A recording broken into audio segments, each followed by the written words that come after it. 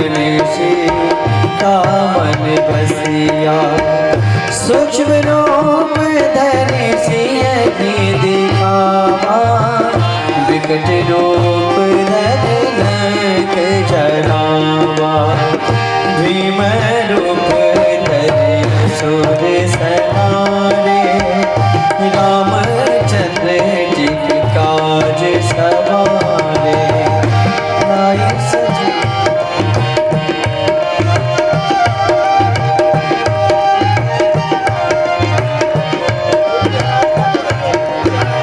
लाए सजीवन लखन जियाए, श्री रघुवीर हरष उर लाए, रघुपति की बहुत बड़ाई, तुम मम प्रिय भरत सम भाई, सहस बदन तुम यश गावे, हस कहि श्रीपति कंठ लगावे, सनकादिक ब्रह्मादि मुनीसा, नारद शारद सहित यमीशा, यम कुबेर दिखपाल जाते, कवि कोविद कह सके कहाते।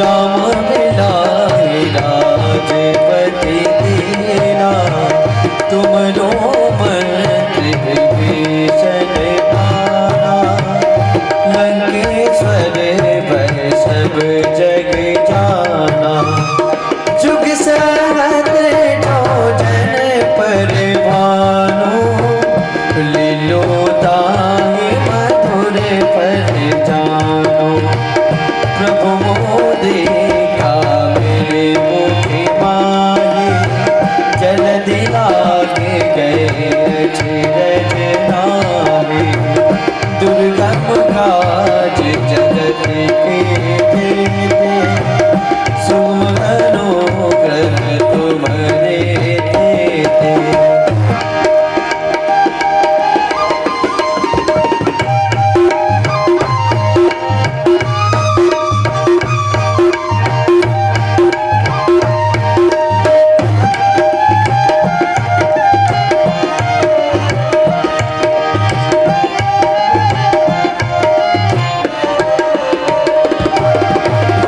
राम दुबारे तुम रखवारे, होते न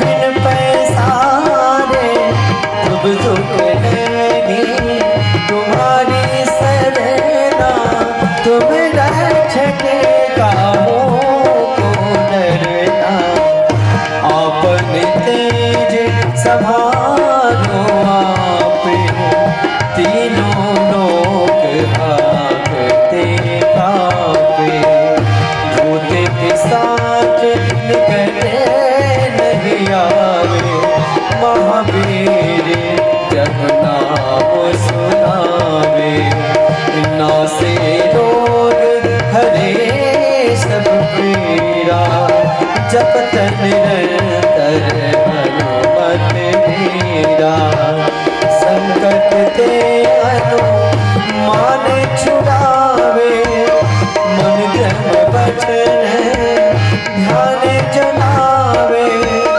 सब पर राम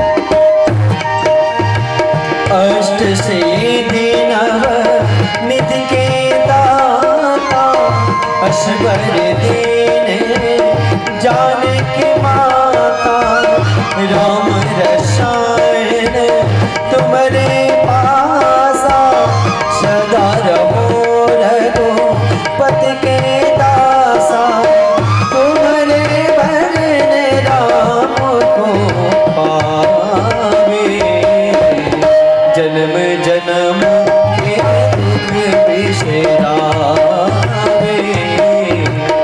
अंतकाल रघुवरपुर जाहि जहाँ जन्म हर भक्त कहाई।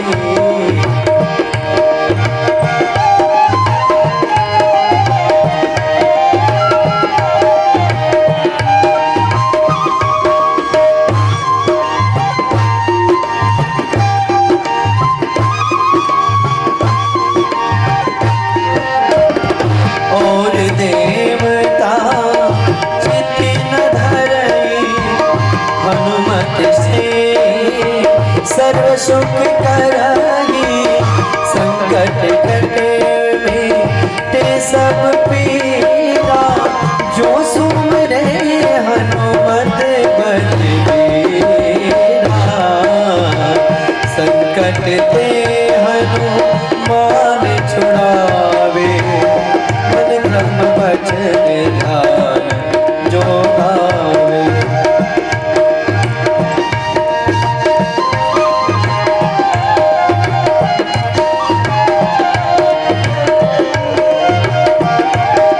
संकट कटे मिटे सब पीरा जो सुमरे हनुमत बलबीरा जय जय जय हनुमान गोसाई कृपा करो गुरुदेव की नाई जो सत बार बात कर होई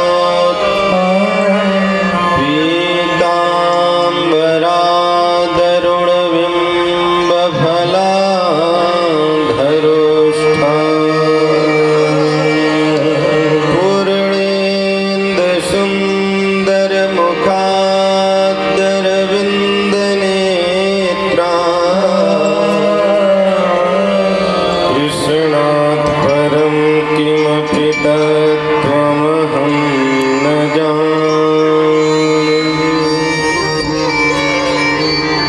ध्येयं सदा परिभवग्मनभीष्टदोहम् तीर्थास्पदं शिवविरञ्चिनुतं शरण्यम्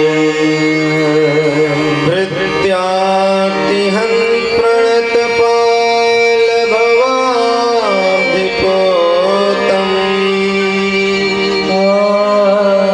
वन्दे महापुरुषते चरणारविन्दम्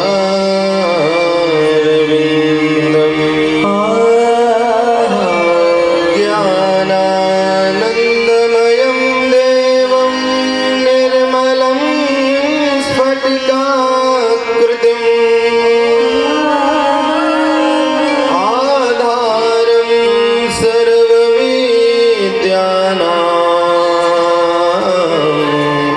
हयग्रीवं उपास्महे। अस्ते स्वस्तरुणीकराग्रविगलत्कल्पप्रसूनाप्लुतं वस्तु प्रस्तुतवेणुनादलहरी निर्वाण निर्व्याकुलम् स्रस्तनिवेद्यने विविलसद् गोपीसहस्रावृतम् हस्तन्यस्तनतापवर्गमखिलो दारं किशोराकृतिम्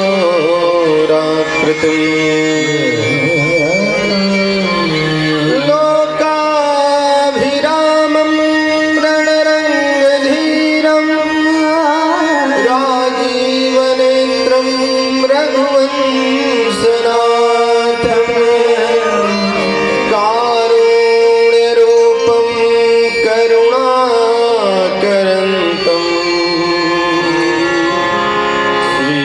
श्रीरामचन्द्रं शरणं प्रपद्ये। श्रीलक्ष्मीनाथसमारम्भां नाथयामुनिमध्यमाम् अस्मदाचार्यपर्यन्तां वन्दे गुरुपरम्पराम्। भक्तिभक्त भगवन्त गुरु चतुरनाम बपुए तिनके पद बंदन किए नासहि भय। श्री बाल कृष्ण लाल की जय हो। श्री राधा कृष्ण भगवान की जय हो। श्रीमद्भागवत महापुराण की जय हो। श्री वेद व्यास जी महाराज की जय हो। सुखदेव जी महाराज की जय हो। सद्गुरुदेव भगवान की जय हो। वृंदावन बिहारी लाल की जय हो। जय जय श्री राधे जय जय श्री राधे जय जय श्री राधे।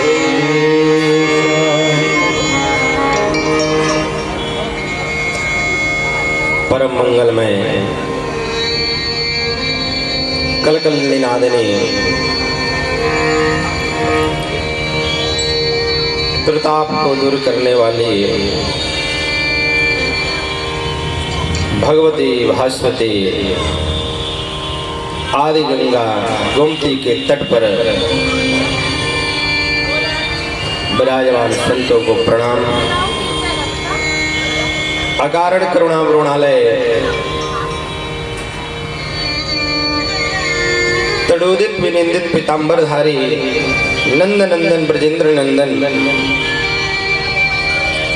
प्रभु बालकृष्ण लाल की वांगमय प्रतिमूर्ति श्रीमद् भागवत महापुराण जी, श्री राम कथा एवं कृष्ण कथा के अनन्य ऋषिया आंजन्य नंदन श्री हनुमान जी महाराज, नित्य लीलालीन सदगुरुदेव भगवान के चरणों में साष्टांग दंडवत प्रणाम। यज्ञ में आहूत विद्वत समाज, भगवान के अनुग्रह विग्रह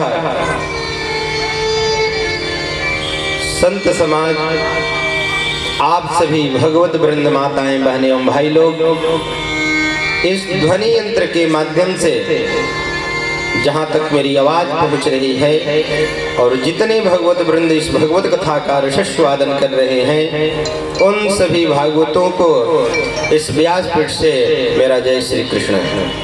आइए इस श्रीमद् भागवत कथा ज्ञान यज्ञ में हम सभी लोग प्रवेश करें। उससे पूर्व अपने मन की एकाग्रता एवं वाणी की पवित्रता हेतु भगवान के मंगलमय नाम का स्मरण करें। पुनः कथा रूपी सरिता में ओतप्रोत होंगे। बड़े प्रेम के साथ, भाव के साथ सभी लोग गुनगुनाएंगे।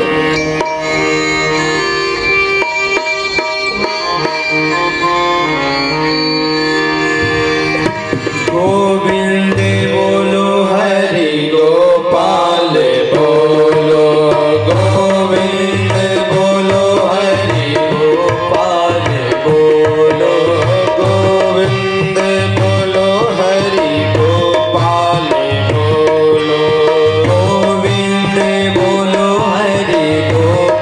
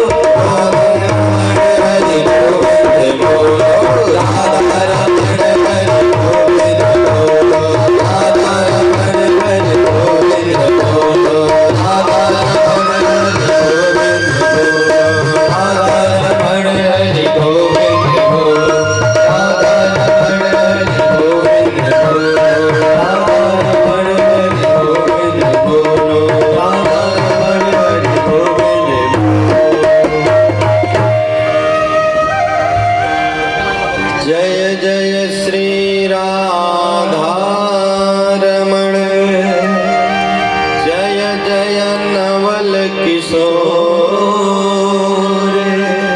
जय गोपी चित चोर प्रभु जय जय माखन चोर। बोली भक्तवत्सल भगवान की जय हो।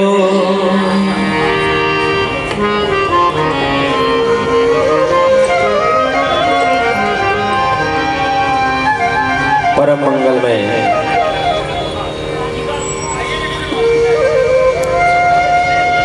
भगवत स्वरूप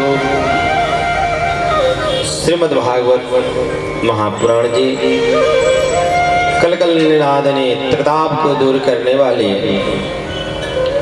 आदि गंगा गोमती के तट पर 88,000 ऋषियों का एक सत्र चल रहा है और उस सत्र में समवेत रूप से ऋषियों ने सनकादिकों के माध्यम से सुत जी से निवेदन किया। कृष्ण प्राप्तिकरं सस्वत साधनं तद्वदाधुना।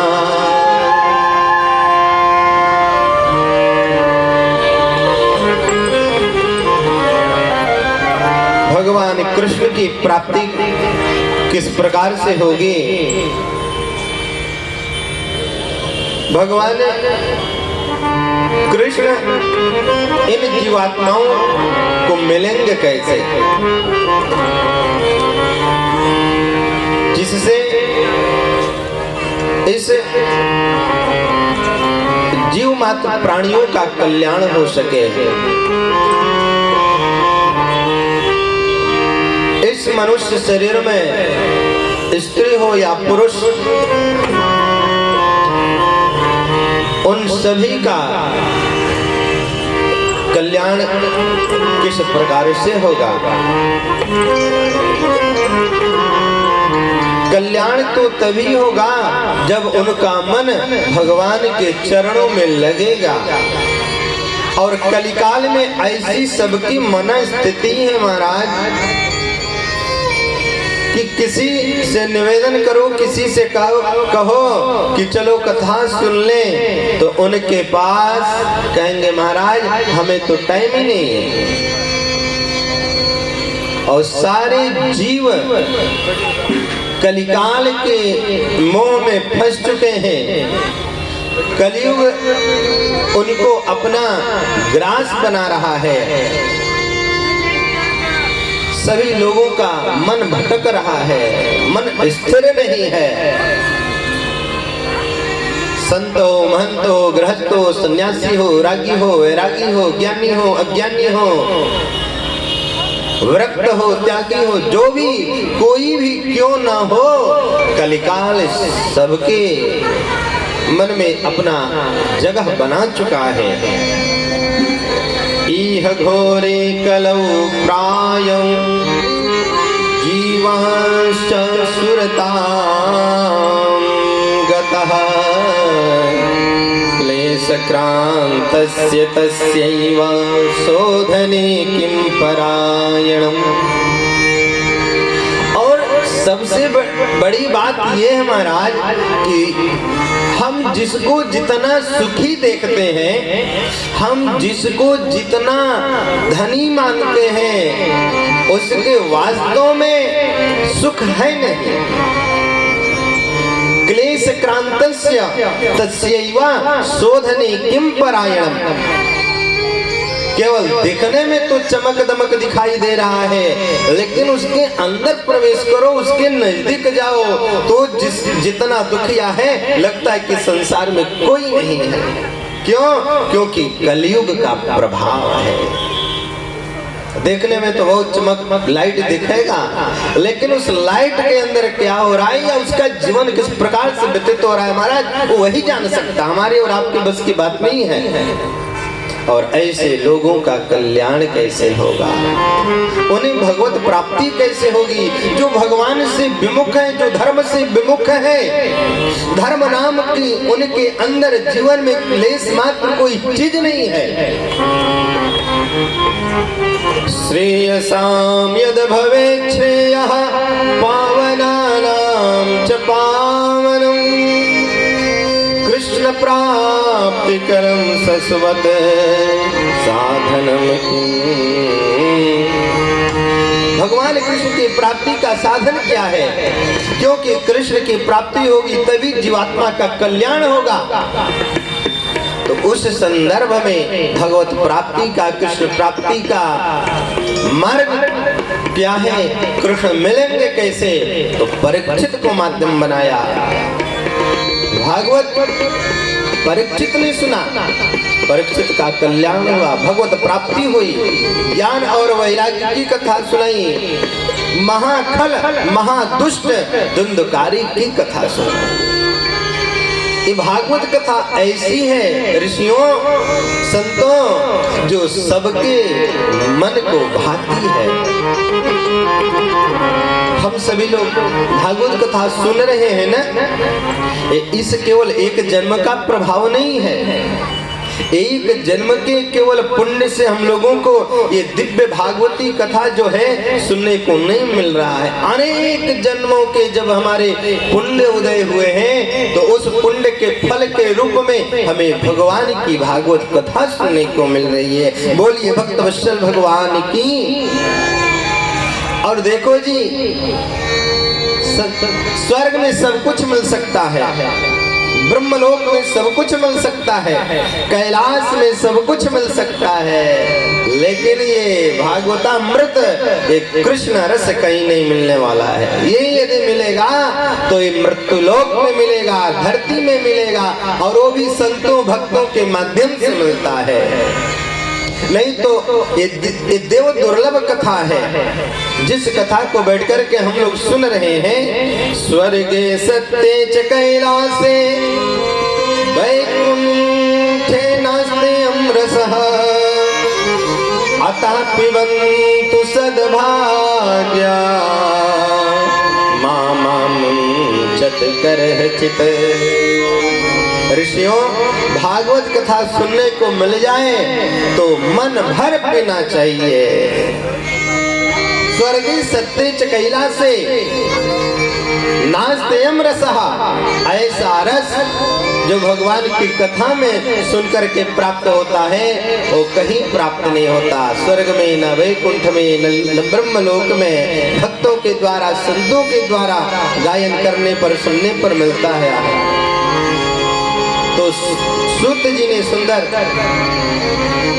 गोकर्णोपाख्यान सुनाया, धुंधकारी की मोक्ष की कथा सुनाते हैं। अब भागवत जी में प्रवेश करते हैं। जन्मादस्य यतोऽन्वयादितरतः सार्थे स्वभिज्ञः स्वरा तेने ब्रह्महृदाययादिकवये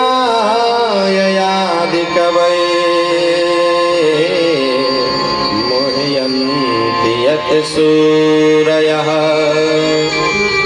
तेजो वारिमृदां यथा विनिमयो यत्र त्रिसर्गो मृषा धाम्ना स्वेन सदा निरस्तकुहकम् सत्यं परं धीमहि।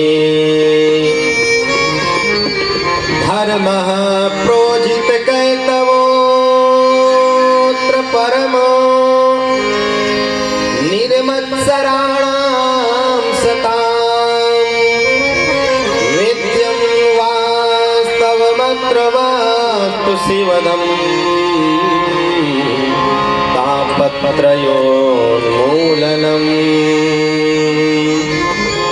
श्रीमद्भागवते महामुनिकृते किमवाक् परैरीश्वरः सद्यो हृद्यवरुध्यते कृतभिः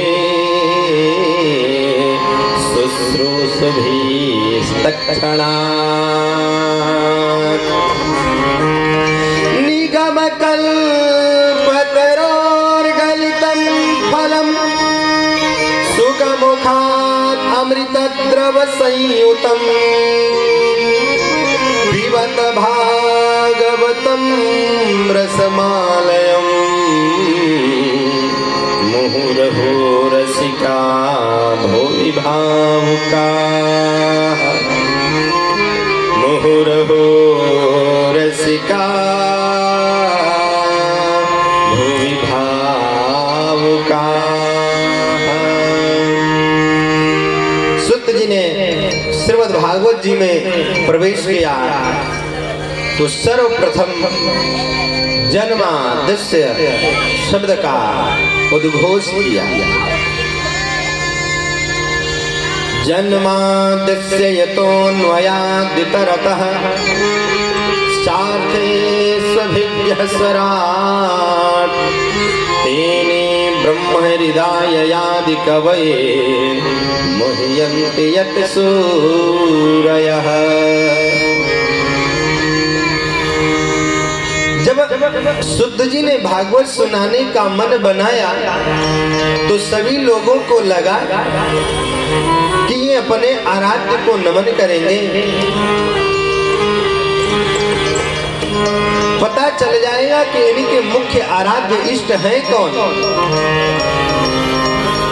कोई भी शुभ कार्य हम शुरू करते हैं तो अपने इष्ट को नमन करते हैं, चाहे हमारे इष्ट राम हो, कृष्ण हो, शिव हो, दुर्गा हो, भगवती, हनुमान जी हो, जो भी हो।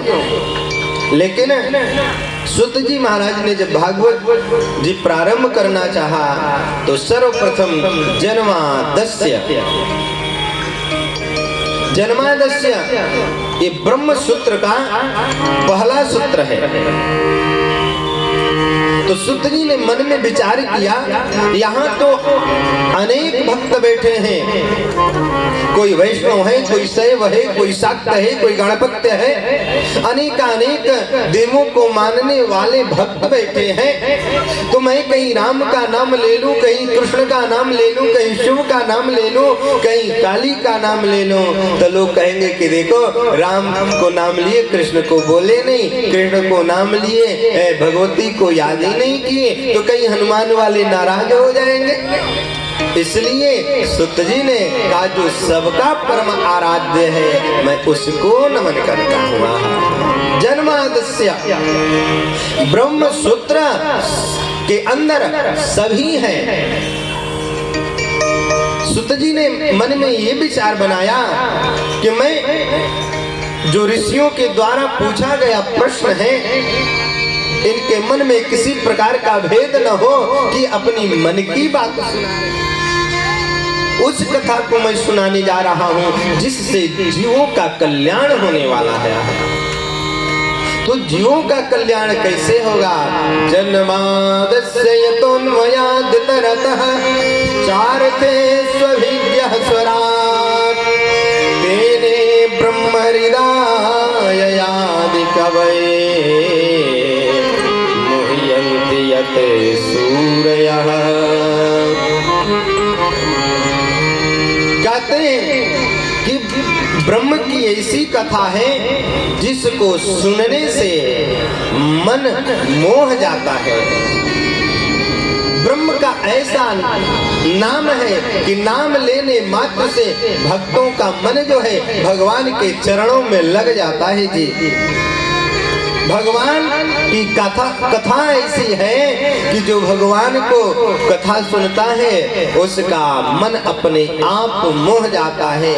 और छोटे मोटे लोगों की बात मत करो, बड़े बड़े ज्ञानियों की, बड़े बड़े वैरागियों की, संत हंस परमहंस जो कंदराओं में बैठ करके नित्य भगवान को स्मरण किया करते हैं निर्विकार पर ब्रह्म की, वो जब भगवान की कथा सुनने लगते हैं प्यारे तो उनका भी मन मोहित होने लगता है। जो संसार से वैराग्य ले लिया, वो संसार से विरक्त हो चुका है, वह भी भगवान के कथा को सुन करके रोमांचित हो जाता है, प्रफुल्लित हो जाता है। मुह्यन्ति यत् सूरयः बड़े बड़े योगी, बड़े बड़े ज्ञानी, मैं ऐसी भागवत कथा सुनाने जा रहा हूँ जिस भागवत को सुनने से कृष्ण की प्राप्ति होती है, या यूं कह लें कृष्ण की ही कथा को भागवत कहते हैं। बोलो जय श्री कृष्ण। भागवत कहते किसे हैं? भगवता प्रोक्तम इति भागवतम। भगवान ने अपने श्रीमुख से जिसको कहा हो वो है भागवत। भागवतम एव भगवान, भगवान ही भागवत है, जिसमें भगवान का निवास है। जिसको सुनने से, जिसको दर्शन करने से भगवान की प्राप्ति होती है वो भागवत है। जिस पुराण की हम कथा सुन रहे हैं ये श्रीमद् भागवत है। श्री मतलब लक्ष्मी, श्री शब्द इत्युक्ते लक्ष्मी, और लक्ष्मी कहाँ रहती है? जहाँ नारायण रहते हैं। तो इस पुराण में लक्ष्मी और नारायण यानी राधा कृष्ण, रुक्मणी कृष्ण का निवास है, वो है भागवत। ब्रह्म सूत्र से श्री सूत जी ने इस भागवत को निरूपण किया, प्रारंभ किया। अर्थोयम ब्रह्म सूत्राणाम भरतार्थ विनर्णयः गायत्री भाष्य भूतौ सौ वेदार्थ परिप्रतिहि। ये जो है गायत्री वेद के मंत्र हैं, और इसमें जो है सत्यम परम धीमहि, ये वेद के मंत्र हैं। सत्य मतलब परमात्मा, सत्य मतलब ब्रह्म। मैं उसको ध्यान करता हूँ, मैं उसको नमन करता हूँ। यानी ये वेद के द्वारा प्रमाणित है। पुराण संवाद समरूपः साक्षात् भगवतोदितः ग्रंथो अष्टादश सहस्रः श्रीमद् भागवताभिधः। ये 18 पुराण है श्रीमद् भागवत जी को लेकर के। तो 17 अन्य पुराणों के द्वारा जो प्रमाणित है, सबका सार है, वो है श्रीमद् भागवत। जन्मादस्य यतः, जन्मादस्य कहती किसे हैं? यस्य विश्वस्य यतो यस्माद् जन्म स्थिति भंगाः भवन्ति यतो वा यमानि भूतानि जायन्ते तेन जातानि जीवन्ते यत् प्राप्य भी संविशन्ति सः एव भागवतः जन्मादस्य यतः। जो ब्रह्म के द्वारा या जिसको सुनने से ब्रह्म की प्राप्ति होती है, इस जीवात्मा का तार उस परमात्मा से जुड़ जाए, वो है श्रीमद् भागवत। सत्यम परम धीमहि, सत्यम सच्चिदानंद स्वरूपम श्री कृष्णम परम परमेश्वरम धीमहि ध्यायेम। हम किसका ध्यान कर रहे हैं? जो सत्य स्वरूप है, जो परम पिता है। सत्यम सच्चिदानंद स्वरूपम श्री कृष्णम परम परमेश्वरम धीमहि श्री कृष्णम। मैं कृष्ण को ध्यान कर रहा हूँ। इस जन्मादस्य यतः, इस शब्द पर, इस सूत्र पर ऋषियों ने, विद्वानों ने, ज्ञानियों ने लगभग 1000 अपने भाव उद्गार व्यक्त किए हैं। अनेक भाव यहाँ पर रखते हैं। संतजन कहते हैं देखो भगवान की ऐसी लीला है कि मुह्यंत यत् सूरयः। हम और आप भगवान की कथा सुन करके, लीला को सुन करके भगवान के प्रेमी हो जाएं, भगवान के दीवाने हो जाएं, ये कोई बड़ी बात नहीं है। भगवान की कथा अलौकिक कथा है, भगवान की लीला अलौकिक कथा लीला है। भगवान की कथा को सुनकर, लीला को देख करके बड़े बड़े साधक मोहित हो जाते हैं, वो जान नहीं पाते हैं। जैसे कृष्ण लीला त्रिधा देवता कृष्ण की लीला को देख करके ब्रह्मा भी मोहित हो गए। यत सूरयः आदि कवये ब्रह्मणे ब्रह्मांडम विस्मापयन्तु वत्स वत्सादि रूपम तेन विस्तारितवान। जब बाल लीला की चर्चा चलती है और बाल कृष्णलाल के दर्शन करने के लिए जब ब्रह्मा जी आते हैं गोकुल में, तो देखते क्या है, नंद नंदन ब्रजेंद्र नंदन अपनी लीला कर रहे हैं और ग्वाल वालों के संग में बैठ कर के मक्खन खा रहे हैं, एक दूसरे के ग्वालों के जूठे खा रहे हैं। ब्रह्मा जी को ये लीला देकर के आश्चर्य हुआ, मन में शंका हो गई, अरे जिनको प्राप्त करने के लिए बड़े बड़े ज्ञानी, बड़ी बड़ी योगी, बड़ी बड़ी साधक अपने 10 इंद्रियों को निरस करके कंदराओं में बैठ करके हजारों वर्षों तक ध्यान करते हैं, लेकिन किन्हीं किन्हीं सौभाग्यशालियों को दर्शन प्राप्त होता है, दर्शन मिलता है। और ऐसे परब्रह्म परमात्मा परमेश्वर मथुरा में जन्म ले, गोकुल में आए और इन ग्वाल बालों के संग बैठकर के इनका जूठन खावे, ये तो ब्रह्म हो सकता नहीं। उनको आश्चर्य हो गया, शंका हो गया और ये भगवान की परीक्षा लेना चाहे। परीक्षा लेने के लिए कि भाई ये वास्तव में सच्चा ब्रह्म है कि नकली ब्रह्म है, क्योंकि आजकल नकली भगवान, नकली ज्ञानी बनकर के बहुत से लोग घूम रहे हैं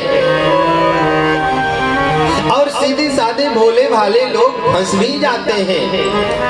ब्रह्मा जी ने मन में विचार किया, यदि नकली ब्रह्म हो गए तो इनका तो भेद खुल जाएगा। उधर गौ माता बछड़ों के साथ घास चारण कर रही थी, घास को खा रही थी। ब्रह्मा जी ने उनको चुरा करके लेकर के और कंदरा में ले जाकर रख दिया। ग्वाल बालों ने कहा, उरे लाला गैया दिखे नहीं। कन्हैया ने भी देखा, हाँ सही में गाय दिख नहीं रही है। अच्छा तुम लोग उधर खोजो, मैं इधर खोजता हूँ। उधर ग्वाल बाल गए, ब्रह्मा जी को मौका मिला और उन ग्वाल बालों को भी चुरा लिया, ले जाकर उसी कंदरा में एक साइड में रख दिया। ब्रह्मा जी ने कहा, यदि ये वास्तव में सच्चे ब्रह्म होंगे, सच्चिदानंद होंगे, तब तो ये जान जाएंगे गाय को कौन चुराया, बछड़ों को कौन ले गया, ग्वाल बाल कहाँ गए, और ये अपनी लीला करेंगे, पुनः ग्वाल बाल बन जाएंगे। और यदि नकली कोई आकर के कह रहा है कि मैं ही ब्रह्म हूँ, मैं ही भगवान हूँ, तो उसका भेद खुल जाएगा और ये सारे के सारे ग्वारियां, ये सारे ग्वाल बाल डंडे से मार मार करके भगा देंगे। भगवान कृष्ण घूमते घूमते पुनः अपने स्थान पर आए तो देखते न गैया है, न ग्वाल है, न उनके बछड़े हैं। भगवान चारों तरफ देखे, दिखाई नहीं दिया। आंख बंद कर के देखा, ओह ब्रह्मा जी आप मेरी परीक्षा ले रहे हैं कि मैं असली ब्रह्म हूँ कि नकली ब्रह्म। भगवान ने कहा, अच्छा देखो जी, एक सिद्धांत कहता है कि जब हम परीक्षार्थी जीवन में रहते हैं, विद्यार्थी के जीवन में और परीक्षा देते हैं और परीक्षा के दिन यदि हिंदी का साहित्य का प्रश्न पत्र आवे तो हमें साहित्य से ही उत्तर देना है, व्याकरण का है तो व्याकरण के सूत्रों से ही उसका उत्तर देना है, वेद का है तो वेद के द्वारा देना है, गणित का है तो गणित के द्वारा देना है। और यदि साहित्य के जगह पर वेद लिख देंगे या और अन्य चीज लिख देंगे तो फेल तो हो ही जाना है ना। भगवान कृष्ण ने कहा, अच्छा ब्रह्मा आप मेरी परीक्षा ले रहे हो तो अनेक रूप रूपाया विष्णुवे प्रभु विष्णुवे। भगवान अनेक रूप से गाय बन गए, गाय माता के बछड़े बन गए, ग्वाल बाल बन गए, उनके वस्त्र बन गए, उनके हाथ में जो छोटी छोटी दंडे थे दंडे बन गए। गौ माता जो दूध देती थी वो दूध बन गए, जितना दूध देते थे मात्रा में उतने दूध बन गए। भगवान जिस रंग की जो गाय माता थी वो रंग बन गए, जिस रंग के ग्वाल बाल थे वो ग्वाल बाल बन गया। भगवान की लीला चलने लगी। ब्रह्मा जी अभी घूम ही रहे थे, एक रूप से भगवान कृष्ण ने ब्रह्मा का रूप धारण किया। बोले अच्छा चिंता मत करो, तुम अभी ब्रजमंडल में घूम रहे हो, मैं ब्रह्मलोक चलता हूँ। और ब्रह्मलोक में जाकर के भगवान श्री कृष्ण ने ब्रह्मा का रूप धारण किया ही था और द्वारपालों से कहा, देखो जी आजकल एक पृथ्वी पर नकली ब्रह्मा घूम रहा है, बोलो जय श्री कृष्ण। देखो जी जय श्री कृष्ण सबको तो बोलना पड़ेगा, जोर से बोलना पड़ेगा, जय श्री कृष्ण, जय श्री कृष्णा। ब्रह्मा जी ने कहा द्वारपालों से, देखो नकली ब्रह्मा घूम रहा है और उसको अंदर आने मत देना, और अपने रूप से अंदर गए। और कुछ देर के बाद ब्रह्मा जी आए घूमते फिरते, और जो ही अपने नगर में प्रवेश करना चाहा, अपने लोक में, उनके ही उन द्वारपाल ने रोक दिया। अरे नकली ब्रह्मा कहाँ जा रहे हो, रुको। ब्रह्मा जी आश्चर्य में पड़ गए, अरे ये हमारे ही सैनिक, हमारे ही सेवक हमें रोक रहे हैं। ब्रह्मा जी ने पूछा, रे भाई रोक क्यों रहे हो, मैं अपने महल में जा रहा हूँ ब्रह्मलोक में। सैनिकों ने हंस करके कहा, हाँ हाँ हमें पता चल गया है, नकली ब्रह्मा हो तुम। अरे हमारे स्वामी तो अंदर बैठे हैं ब्रह्मा। ब्रह्मा जी ने सुना, अरे हमारे सैनिक हमको पहचानने रहे, हमें भूल रहे हैं, क्या बात है। सैनिकों ने कहा, हमारे ब्रह्मा ने बता दिया कि नकली ब्रह्मा घूम रहा है, अंदर आने मत देना, नहीं तो सृष्टि का निर्माण का कार्य है, कुछ गलत कर देगा सृष्टि। ब्रह्मा जी ने कहा, ब्रह्मा अंदर भी बैठा है। ब्रह्मा जी ने नेत्र बंद किया और नेत्र बंद करके देखा, अरे हम तो जिनकी परीक्षा लेने गए थे वही आया है। ब्रह्मा जी कहे, अच्छा मेरा ब्रह्मलोक तो धन्य हो गया। जाओ सैनिकों उनसे कहो कि नकली ब्रह्मा आया है स्वामी और दर्शन करना चाहता है आपका। सैनिक लोग गए, जाकर ब्रह्मा से कहे, भगवान जो ब्रह्मा बने थे नकली ब्रह्मा आपका दर्शन करना चाहते हैं, प्रभु दर्शन दो उन्हें। भगवान ने कहा, लाओ उनको। और जो ही ब्रह्मा जी अंदर आए, भगवान अंतर ध्यान हो गए थे। ब्रह्मा की एक रात्रि व्यतीत होती है सज्जनों, देवताओं की एक रात्रि, हम मनुष्यों की इस मृत्यु लोक की पृथ्वी के 1 वर्ष। सोचिए ब्रह्मा की भी आयु 100 वर्ष की है, मनुष्य की भी आयु 100 वर्ष की है, लेकिन उसमें बहुत अंतर है। जब 6 महीने बीतता है तो देवताओं की एक रात्रि होती है 12 घंटा, और 6 महीना इधर बीतता है तो दिन होता है 6 महीने का देवताओं का एक दिन और एक रात्रि हम लोगों के अनुसार होता है। इधर गोकुल में 1 वर्ष बीत गया है, कोई नहीं जान रहा है, किसी को पता नहीं है। ब्रह्मा को लगा अब तो वर्ष भर हो गया, चलो जो नकली नंदन बन करके घूम रहा है उसका भेद खुल गया होगा। अब तक तो ब्रजवासी डंडे डंडे मारकर भगा दिए होंगे, उसकी हाल देखते ही क्या है। और जब ब्रह्मा जी आते हैं ब्रज में, गोकुल में, तो वही स्थिति, वही 1 वर्ष पूर्व जो देख करके गए थे। तिष्ठन मध्य सुपरिसृहितो हासयन् नर्म भीः, सभी के बीच में बैठ करके हाथ परिहास कर रहे हैं, उसके हाथ से मक्खन लेकर खा रहे हैं, कभी उसके हाथ से लेकर खा रहे हैं, कभी उसके मुख में से लेकर खा रहे हैं, कभी अपने मुख का उसको खिलाते हैं, कभी बंदरों को, कभी पक्षियों को। लीला चल रहा है ठाकुर जी का। ब्रह्मा जी ने कहा, अरे हो सकता है कि कंदरा से गाय भी आ गई हो, बछड़े ग्वाल बाल सभी लोग आ गए होंगे। कंदरा में जाकर के देखते हैं ब्रह्मा तो गाय बछड़े ग्वाल बाल सभी के सभी सो रहे हैं, सभी उसी कंदरे में हैं। पुनः दौड़ करके गोकुल में, कभी गोकुल में, कभी कंदरे में, कभी कंदरे में, कभी गोकुल में आकर के चरणों को पकड़ लिया ठाकुर को। मोहियंत यत् सूरयः, सूत जी कहते हैं कि जब ब्रह्मा की ये स्थिति हो जाती है, ब्रह्म की लीला का दर्शन करके, आदि कवये ब्रह्मणे ब्रह्मांडम विस्मापयन्तु वत्स वत्सादि रूपम तेन विस्तारितवान। तनु विस्तारणे धातु है व्याकरण में, उस धातु के द्वारा विस्तारण शब्द का व्युत्पत्ति होता है। भगवान ने अनेक लीला किया है, जिसको देख करके भक्त मोहित हो जाता है, उनका दीवाना हो जाता है, उनका प्रेमी हो जाता है, और उस प्रेमी से प्रेम करने पर उस परमात्मा की प्राप्ति होती है, कृष्ण की प्राप्ति होती है। देखो जी, ये श्रीमद् भागवत है। श्रीमद् भागवते महामुनि कृते किम वा परेरीश्वरः।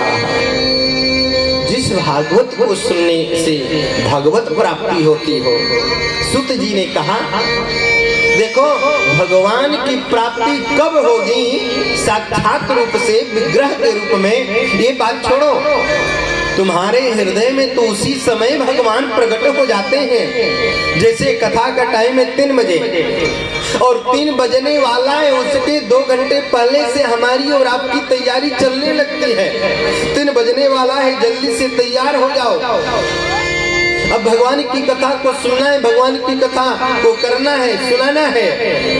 तो सूत जी कहते हैं जब हमारे हृदय में, आपके हृदय में, हमारे मन में और आपके मन में कथा सुनने और सुनाने की भावना प्रकट होती है, उसी समय ब्रह्म के हृदय में आगमन हो जाता है।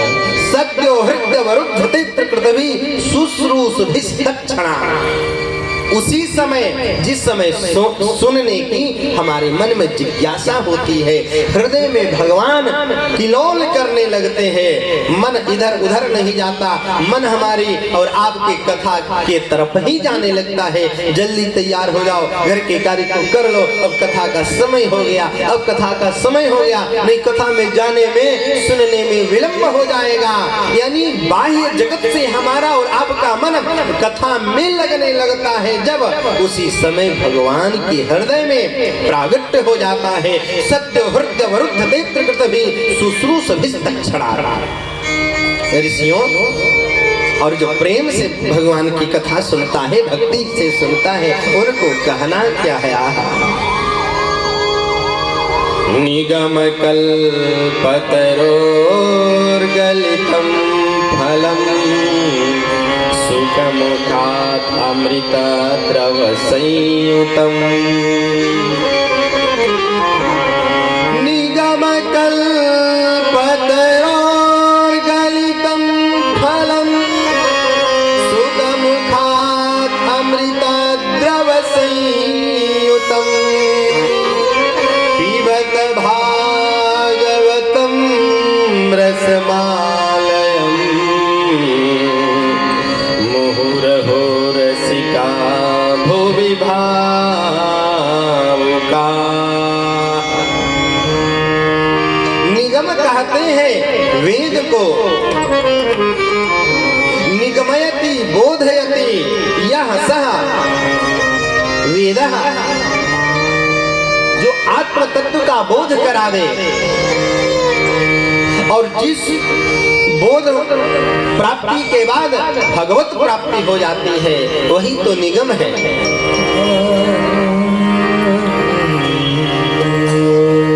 कल्पतरु, ये भागवत जी साक्षात कल्प वृक्ष है, ये कल्पतरु है।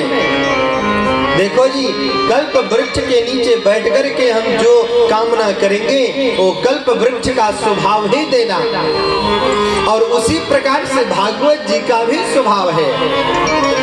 कहते हैं भागवत जी से मत्था टेक करके इनके सामने इनसे जो विनती करके मांगो, भागवत जी सब पूर्ण करते हैं। ये फल है, भागवत जी क्या है? ये फल है।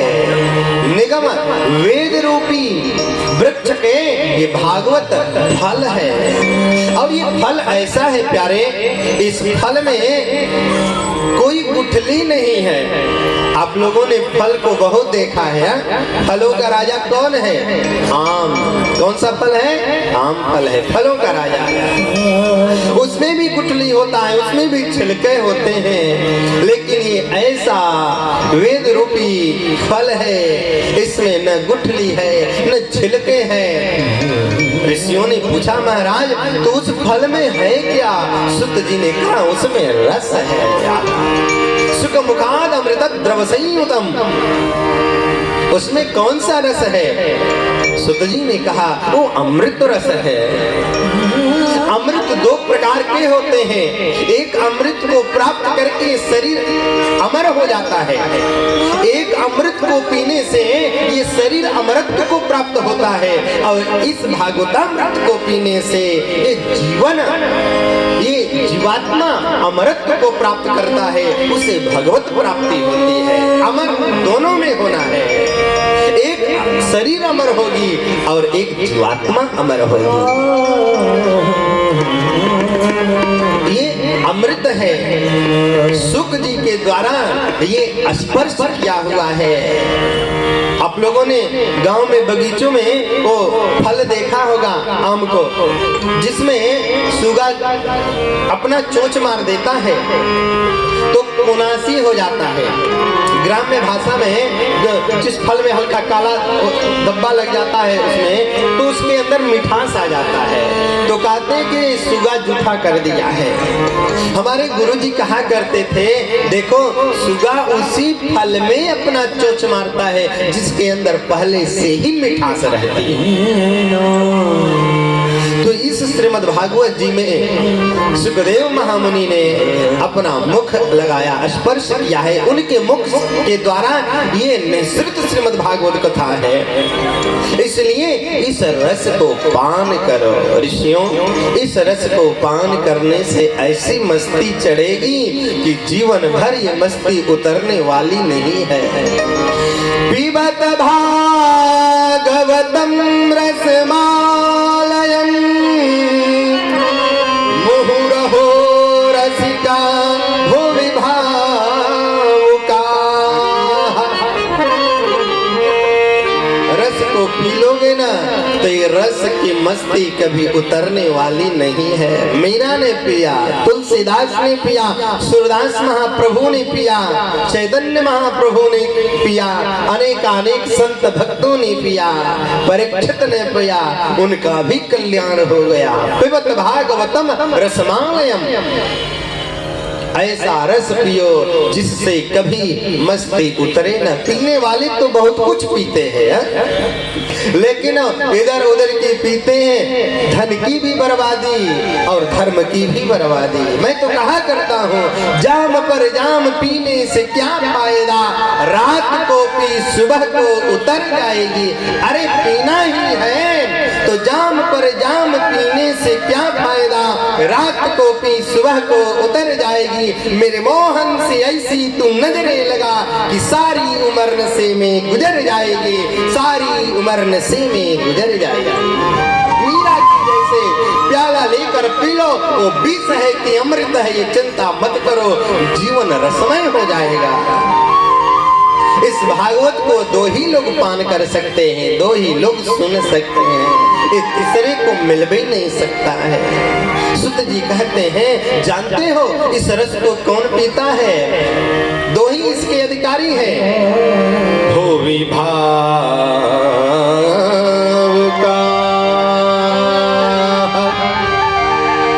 मुहुरहो रसिका। भुवि भावुका,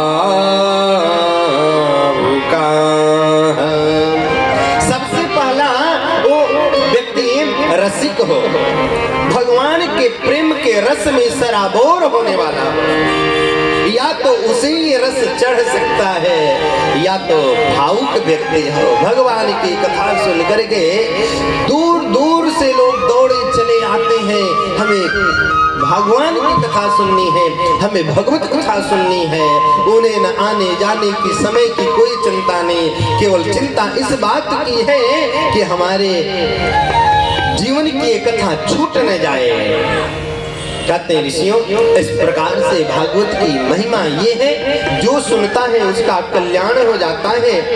देखो सुत जी महाराज ने जब ऋषियों से चर्चा कर रहे थे तो ऋषियों ने यहाँ पर कुछ प्रश्न करते हैं और ऋषियों ने यहाँ पर 6 प्रश्न किया है। शौनकादिकों ने 6 प्रश्न किया श्री सूत जी से, और 6 प्रश्न वो है, महाराज इस जीवात्मा की मुक्ति कैसे होती है,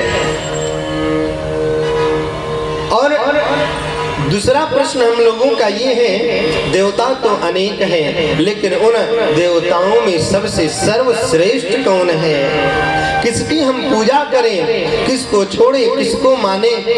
मान लो जो ज्ञानी है, जिनको शास्त्र में पहुंच है, शास्त्र में पकड़ है, वो तो कहेंगे कि सब देव एक ही है, अनेक रूप है देवताओं के, लेकिन शक्ति तो एक ही है जी।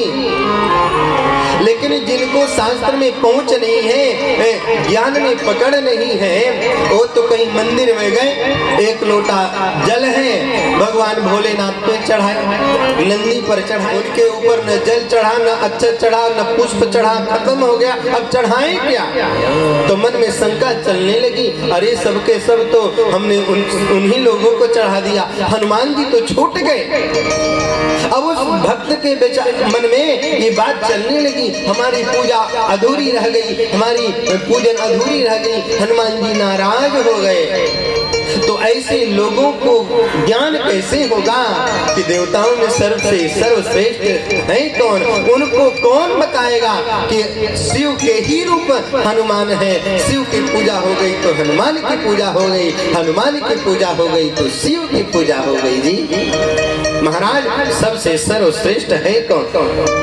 और ब्रह्म को अजन्मा कहा जाता है। और हम कथा में, सत्संग में ये सुनते हैं महाराज कि जब अनेक असुर वृत्ति वाले लोगों का साम्राज्य हो जाता है, तो ब्रह्म जो अजन्मा है, जो निर्गुण है, निर्विकार है, वो सगुण रूप में आते हैं। सूत जानासि भद्रम ते भगवान सात्वतां पतिः देवक्यां वसुदेवस्य जातो यस्य चिकीर्षया। जो अजन्मा है, जो गर्भस्थ नहीं होता है, वो देवकी के गर्भ में जाता कैसे है? जो जन्म नहीं लेता, वो देवकी नंदन कहलाता कैसे है? वो वसुदेव नंदन कहलाता कैसे है? नंद नंदन बनता कैसे है? मैं ये जानना चाहता हूँ। जब जन्म नहीं लेता तो फिर जन्म क्यों लिया? महाराज भगवान के अवतार कितने हैं? ये चौथा प्रश्न है। पांचवा प्रश्न ये है ऋषियों का, महाराज सब शास्त्रों का सार क्या है? सब अवतारों का सार क्या है? और छठा प्रश्न ऋषियों ने ये कहा, महाराज जब धर्म की स्थापना के लिए भगवान नंद नंदन कृष्ण चंद्र बनकर के इस धरा धाम पर आते हैं और धर्म का विस्तार करते हैं, और अपनी लीला को संवरण करने के बाद जब अपने गोलोक धाम में चले जाते हैं कि ब्रूहि योगेश्वरो कृष्णे ब्रह्मण्ये धर्म वर्मणि स्वाम काष्ठाम अधुनो पेते धर्मः कं शरणं गतः। जब धर्म का संपूर्ण इस धरातल पर भगवान ने विस्तार कर दिया, साम्राज्य स्थापित कर दिया, और इस धराधाम को छोड़कर के हमारे नंद नंदन गोलोक धाम को चले गए, तो वो धर्म किसके शरण में गया?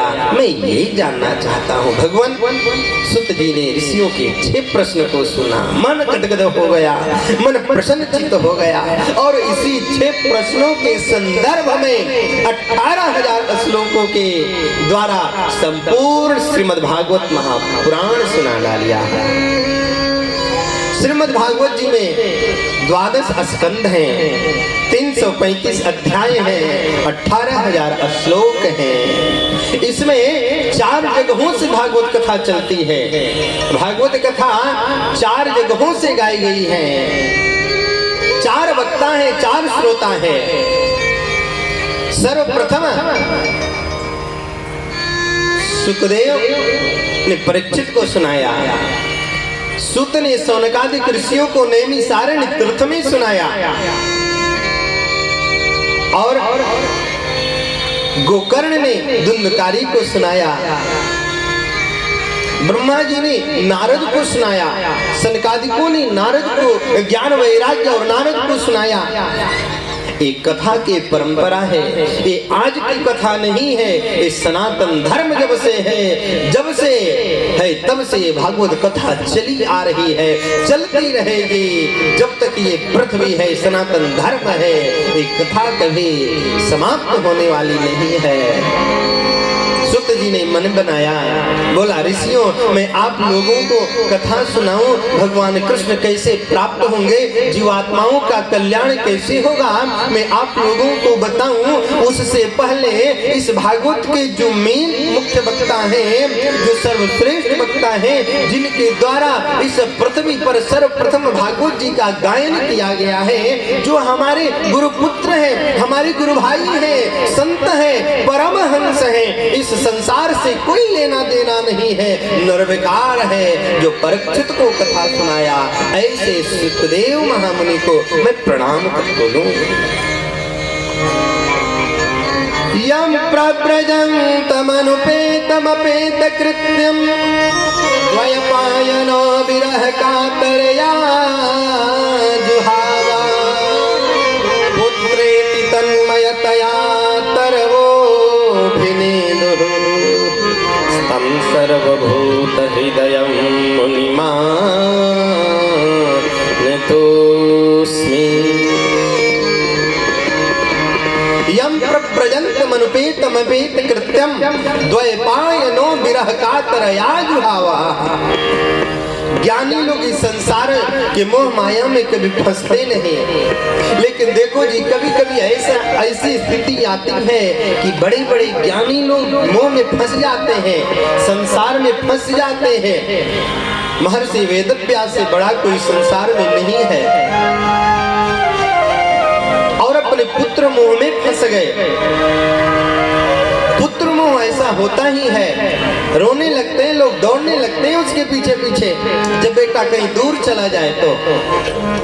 और सुखदेव जी के सुंदर अवतरण की कथा सुनाते हैं श्री सुत जी ऋषियों से। जानते हो एक बार हुआ क्या, भगवान भोलेनाथ माता पार्वती के निवेदन करने पर उनको अमर कथा सुना रहे थे, और अमर कथा चल रही थी। बार बार उनके यहाँ देवर्षि नारद आते जाते थे। एक दिन देवर्षि नारद आए, और देवर्षि नारद आए, भगवान भोलेनाथ अपने समाधि में लीन थे, अंदर माता पार्वती विराजमान थी, अंदर चले गए। जाकर के माता को प्रणाम किया।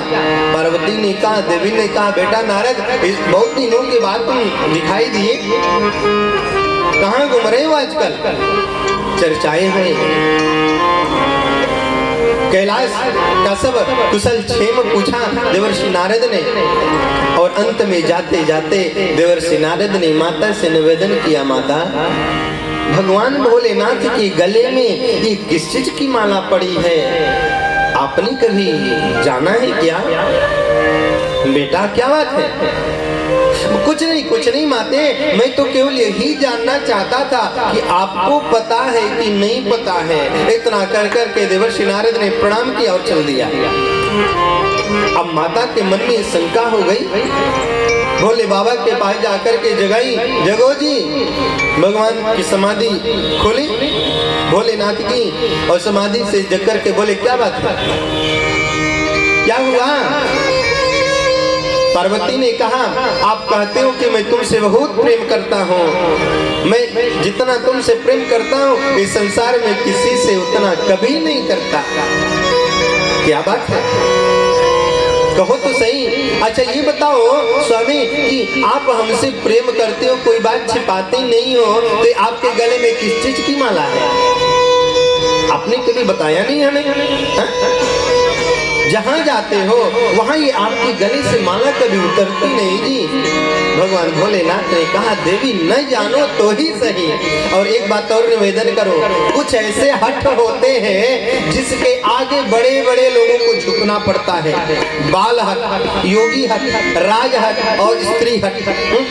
पत्नी कह दे पति से कि इस कार्य को करना है, देखो जी इस बाजार में ये साड़ी बिक रही है तो उसको पति को लाना ही पड़ेगा, नहीं तो शाम को गृह मंत्रालय बंद। ये मंत्रालय बंद और उसके सामने सबको झुकना पड़ता है। बोलो जय श्री कृष्ण। भगवान भोलेनाथ ने कहा कहीं गृह मंत्रालय बंद हो गया तो हमको तो घूमना ही पड़ेगा। फिर देवी जानने की इच्छा है, मैं तो यही कहूंगा जानो मत। नहीं, मैं जानना चाहता हूँ आप हमसे प्रेम करते हो तो बताओ ये आपके गले में है क्या? भगवान भोलेनाथ ने कहा देवी पार्वती मैं वास्तव में तुमसे बहुत प्रेम करता हूँ और तुम्हारे बिना मैं एक क्षण भी नहीं रह सकता। और यदि तुम जानना ही चाहती हो कि हमारे गले में क्या हो तो जान लो कि जब जब तुम मरती हो, जब जब तुम्हारी शरीर छूट जाती है, तुम्हारे शरीर से प्राण निकल जाता है तो मैं तुमसे दूर नहीं रह पाता, मैं तुमसे विलग नहीं हो पाता और तुम्हारे सर को लेकर के मुंड की माला इसमें लगा लेता हूँ। पार्वती ने कहा अरे मैं मर जाती हूँ। हाँ हाँ तुम मर जाती हो, आप नहीं मरते, मैं नहीं मरता, मैं तो अमर हूँ। तुम मुझे भी अमर क्यों नहीं बना रहे हो? भगवती मैं तो आपको अमर बनाना ही चाहता हूँ, लेकिन आप बनती कहाँ हो? आप तो सो जाती हो। हमें अमर बनाइए, हमें अमर कथा सुनाइए। सावधान सुन धरि मति माही, तुलसीदास जी ने कहा। भगवान शंकर ने पार्वती से कहा सावधान होकर कथा सुनो, मन पे एकाग्र चित्त करके कथा सुनो। पार्वती ने कहा बिल्कुल बिल्कुल एकाग्र चित्त होकर के हम कथा सुनेंगे। और सुनना शुरू किया। प्रथम स्कंद की कथा हुई, द्वितीय स्कंद की कथा हुई, तृतीय स्कंद की कथा हुई, चतुर्थ स्कंद की कथा हुई और जाते जाते आगे बढ़ते बढ़ते पार्वती को नींद आ गई। और नींद आ गई न जी, उसी समय जो है संपूर्ण कथा समाप्त हो गई। भगवान भोलेनाथ ने द्वादश स्कंद की कथा अमर कथा सुनाने के बाद जय घोष किया। अचानक भगवती का आंखें खुला, निद्रा खुली। क्या हुआ? अरे कथा तो विराम हो गया, तुम आज फिर पुनः सो गई थी क्या? बहुत गलती हो गई, बहुत अपराध हो गया। भगवान ने बाद में पुनः दूसरे कल्प में कथा सुनाकर इनको अमृत को प्रदान किया।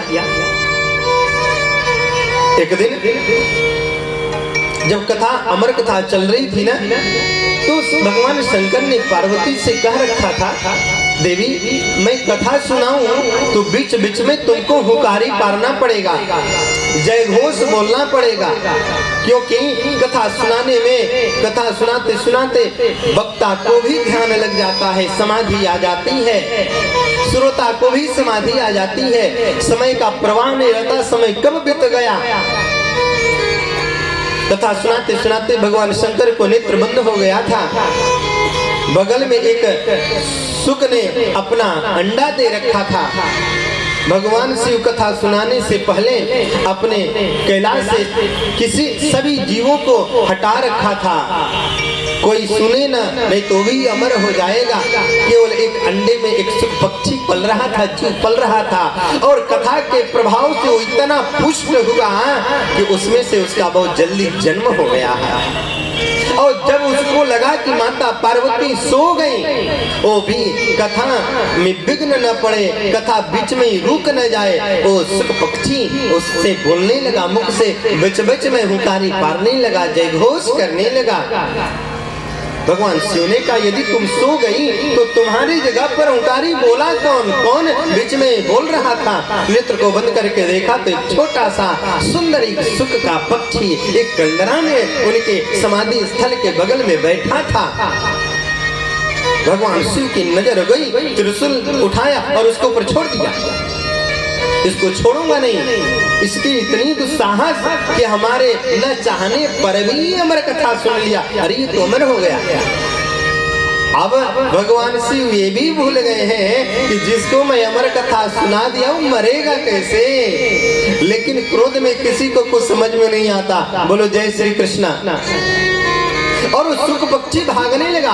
हिमालय में भागते भागते भागते भागते श्री व्यास जी महाराज के सामक प्रयास आश्रम के तरफ वो शुक पक्षी आया और महाराज व्यास की पत्नी विक्तिका ने अपने मुख को खोल करके जम्हाई लिया और जम्हाई लेते समय उस छोटे से शुक पक्षी उनके मुख के माध्यम से उधर में प्रवेश कर गए। भगवान शिव का त्रिशूल किसी जीव का, स्त्री का तो वध कर नहीं सकता, वापस आया। बहुत दिन बीत गए, 1 वर्ष से ज्यादा बीत गए। अब वेद व्यास जी अपने आश्रम में जब वेद मंत्र की घोषणा करते हैं, बोलने लगते हैं, स्वाध्याय करते हैं मंत्रों का, तो उस गर्भ से भी सुंदर मधुर मधुर मीठे मीठे जो है वेद मंत्रों का उच्चारण होता है।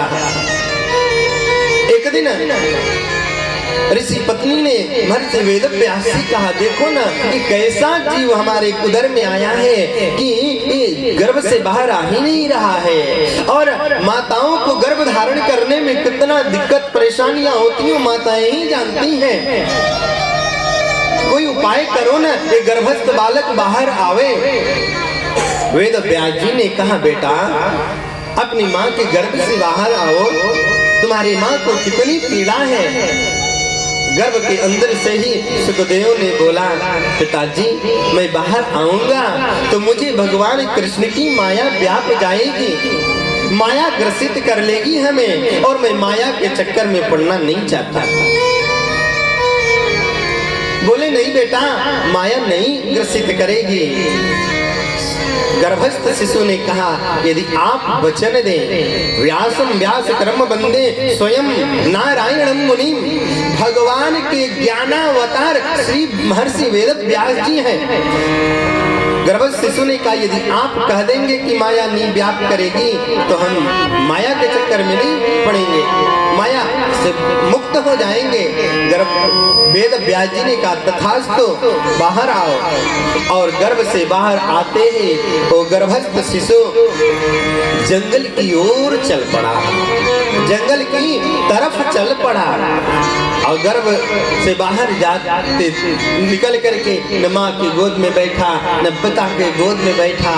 शरीर बड़ा हो गया, शरीर में नार पाट लगा हुआ है, गंदगियां लगी हुई हैं, लेकिन नेत्र उनके सामने हिमालय की शिखर चोटी की तरफ है। कहीं गंदरा मिल जाए, उसमें बैठ करके निर्गुण निर्विकार ब्रह्म का ध्यान करूंगा, उनका स्मरण करूंगा।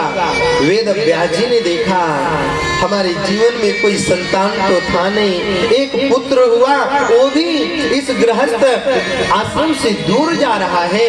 पुत्र मोह इतना होता है प्यारे। महर्षि वेद व्यास जैसे ज्ञानी पीछे दौड़ पड़े, बेटा रुक जाओ, रुक जाओ, रुक जाओ। तो बेटा काहे को रुकने जाए, द्वैपायनो विरह का तरया जुहावा। आगे आगे बेटा जा रहा है, पीछे पीछे वेद व्यास जी जा रहे हैं। और जब बेटा रुका नहीं, मानो उन जंगल के हिमालय के वृक्षों से प्रतिध्वनि आई, वेद व्यास जी आप किस बेटा के पीछे जा रहे हो, बुला रहे हो? वो तो परमहंस है, वो तो इस संसार से मुक्त हो चुका है। आगे चल करके पुनः वेद व्यास जी ने अपने 2 शिष्यों को 2 श्लोक सुनाया भागवत जी के, और उन श्लोकों को स्मरण करा करके कहा कि जाओ, जिस स्थान पर मेरा बेटा सुख बैठा है, सुखदेव बैठा है, उनको स्मरण सुनाओ, उनको ये श्लोक सुनाओ। 2 श्लोक, एक श्लोक में भगवान के स्वरूप का वर्णन और एक श्लोक में भगवान के स्वभाव का वर्णन। और इन्हीं दोनों श्लोकों को गुरुकुल के ब्रह्मचारियों ने जाकर के सुखदेव महामुनि को सुनाया। सुखदेव मुनि अपने समाधि से जगे और उन्होंने कहा, आगे सुनाओ ना भगवान के स्वरूप और स्वभाव के बारे में। गुरु शिष्यों ने कहा, प्रभु हमें तो इतना ही आता, गुरु जी ने इतना ही बताया है, ज्यादा जानने की जिज्ञासा है तो गुरुदेव के पास चलो। सुखदेव महामुनि को पुनः उनके पिता महर्षि वेदव्यास जी के आश्रम में लाए, और महर्षि वेदव्यास ने संपूर्ण उनको भागवत कथा की शिक्षा दी। और आज ओ सुखदेव महामुनि अपने आश्रम में रहने लगे, परमहंस वृत्ति में रहने लगे। श्री सुत जी ने कहा, ऋषियों ऐसे मैं सद्गुरुदेव पुत्र सुखदेव महामुनि को प्रणाम करता हूँ। बोलिए सुखदेव जी महाराज की जय हो। कहते जिनको भगवान के नाम की जो है हीरे मोती लूटना है उनको लूट लेना चाहिए। समय बार बार नहीं मिलता है, समय जो आता है और चला जाता है वो पुनः लौटने वाला नहीं है। जिनको जिनको जो है लूटना है, श्याम नाम के हीरे मोती लूट लिया जाए, नहीं तो पुनः मिलने वाला नहीं है। श्याम नाम के हीरे मोती, कृष्ण नाम के हीरे मोती, मैं बिखराऊं गली गली। नाम के हीरे मोती मैं बिखराऊं गली गली। ले लो रे कोई कृष्ण का प्यारा शोर मचाओ गली गली। ले लो रे कोई कृष्ण का प्यारा सुर मचाओ गली गली। कृष्ण नाम के हीरे मोती, कृष्ण नाम के हीरे मोती मैं बिखराऊं गली गली। ले लो रे कोई श्याम का प्यारा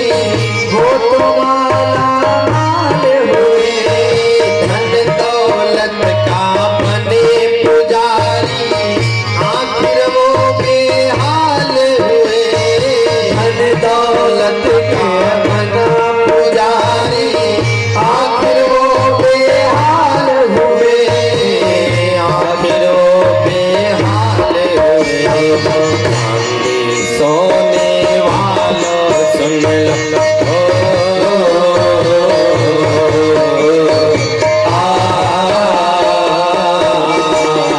चांदी सोने वाले सुन लो बात सुनावे खरी खरी ले लो रे कोई राम का प्यारा सुर मचाऊं गली गली राम के हीरे मोती कृष्ण राम के हीरे मोती मृग कराऊं गली गली ले लो रे कोई श्याम का प्यारा सुर मचाऊं गली गली ले लो रे कोई श्याम का प्यारा सुर मचाऊं गली गली ले लो रे कोई श्याम का प्यारा सुर मचाऊं गली गली